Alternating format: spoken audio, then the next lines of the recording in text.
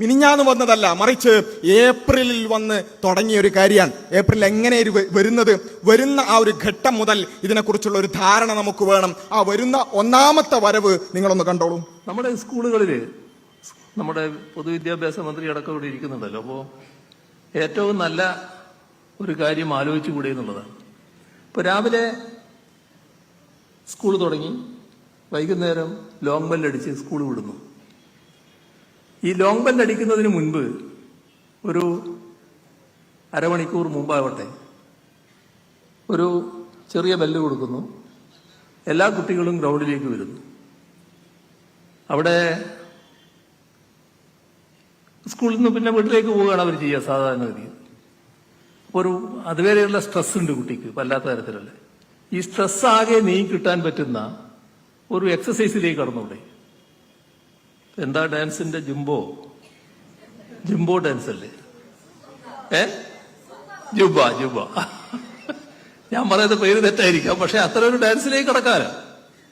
അത് നല്ല എക്സസൈസ് ആണല്ലോ. നല്ല നിലക്ക് ആ പരിപാടി നടത്താലോ. അപ്പോ ഇങ്ങനെയാണ് ഇത് വരുന്നത്. അതായത് അദ്ദേഹത്തിന്റെ ബഹുമാനിയായ മുഖ്യമന്ത്രിയുടെ വാചകങ്ങളിൽ തന്നെ നമുക്ക് കാണാൻ സാധിക്കും ജുംബയോ ജംബയോ എന്ന് വെച്ചാൽ അതിനെക്കുറിച്ചുള്ള കൃത്യമായൊരു പഠനം നടക്കുന്നുണ്ടെങ്കിൽ അങ്ങനെയല്ലല്ലോ വരിക. അപ്പോൾ നാം മനസ്സിലാക്കേണ്ട ഒരു കാര്യം എന്താ വെച്ചാൽ, ഇങ്ങനെയാണോ നമ്മൾ പൊതുവിദ്യാലയത്തിൽ ഒരു പരിഷ്കാരം വരേണ്ടത്? എന്താണ് പേര് എന്ന് പോലും കൃത്യമായി ഞാൻ അദ്ദേഹത്തെ അധിക്ഷേപിക്കുകയല്ല, പക്ഷേ അങ്ങനെയാണോ വരേണ്ടത്? നമ്മുടെ പൊതുവിദ്യാലയങ്ങൾ എന്ന് പറയുന്ന ഒരിക്കലും പരീക്ഷണശാലകളല്ലല്ലോ. കുറച്ച് എന്തെങ്കിലുമൊക്കെ തോന്നുക, അപ്പൊ അത് കാണുന്ന കുട്ടികളുടെ അത് നോക്കി വെക്കുക, കുറച്ചു കാലം അങ്ങോട്ട് ഓടട്ടെ അല്ലേ.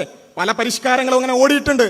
അക്ഷരം എഴുതാൻ പോലും പറ്റാത്ത കുട്ടികൾ നമ്മുടെ പൊതുവിദ്യാലയങ്ങളിൽ നിന്ന് പുറത്തിറങ്ങുന്ന അവസ്ഥ ഉണ്ടായത് ഇത്തരം ചില പരീക്ഷണശാലകളാക്കിയതിന്റെ പേരിലാണ്. അങ്ങനെ വേറൊരു പരീക്ഷണം കൊണ്ടുവരികയാണ്. എന്താ?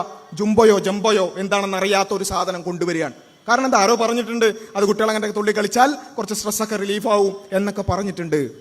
ആയിക്കോട്ടെ, ഇതൊരു പ്രസ്താവനയായിട്ട് അവിടെ ഒതുങ്ങുകയാണെങ്കിൽ നമുക്ക് സമാധാനിക്കാം. അതിനെക്കുറിച്ച് ചർച്ചകളും പഠനങ്ങളൊക്കെ നടക്കുമായിരിക്കാം എന്ന് നമുക്ക് വിചാരിക്കാം. പക്ഷേ തൊട്ടടുത്ത ദിവസം നമ്മൾ കാണുന്ന ഒരു കാര്യം എന്താ വെച്ചാൽ, ബഹുമാന്യനായ മന്ത്രി ശിവൻകുട്ടി പറയാണ്, ലഹരി വിരുദ്ധ പ്രവർത്തനങ്ങളുടെയൊക്കെ ഭാഗമായിക്കൊണ്ട് കുട്ടികളുടെ സ്ട്രെസ്സൊക്കെ ഇല്ലാതാക്കാൻ വിദ്യാലയങ്ങളിൽ സൂംബ നടപ്പിലാക്കും. ഇങ്ങനെയുള്ള ഒരു പ്രസ്താവനയും കൂടി വരികയാണ്.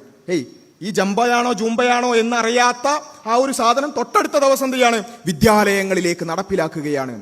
പെട്ടെന്ന് ഹെഡ്ലൈനുകൾ വരികയാണ്, സൂംബ സ്കൂളുകളിലേക്ക്. ഇത് ഞാൻ പറയുന്നത് മിനിഞ്ഞാന്നത്തെ കാര്യമല്ല കേട്ടോ, 4 ദിവസം മുമ്പുള്ള കാര്യമല്ല, ഏപ്രിലെ കാര്യമാണ്. ഏപ്രിലിൽ ഒരു ന്യൂസ് വരികയാണ്, സൂംബ കലാലയങ്ങളിലേക്ക്, സൂംബ സ്കൂളുകളിലേക്ക്. അപ്പൊ നമ്മൾ അന്വേഷിച്ചു. ഇവിടെയുള്ള അധ്യാപക സംഘടനകളുണ്ട്, അങ്ങനെ പല ആളുകളുണ്ടല്ലോ. അപ്പോൾ അധ്യാപക സംഘടനകളോടും വിദ്യാർത്ഥി സംഘടനകളോടൊക്കെ നമ്മൾ അന്വേഷിച്ചു. ഇങ്ങനെ ഒരു സംഭവം കാണുന്നുണ്ട്, എന്തെങ്കിലും ചർച്ചകൾ നടന്നിട്ടുണ്ടോ, എന്തെങ്കിലും പഠനങ്ങൾ നടന്നിട്ടുണ്ടോ? ആർക്കും ഒന്നും അറിയില്ല. അങ്ങനെയുള്ള ചർച്ചകളും സംവാദങ്ങളും അല്ലെങ്കിൽ അത്തരത്തിലുള്ള പഠനങ്ങളൊന്നും ആർക്കും അറിയില്ല. പെട്ടെന്ന് മുകളിൽ നിന്ന് കെട്ടി ഇറക്കുകയാണ്.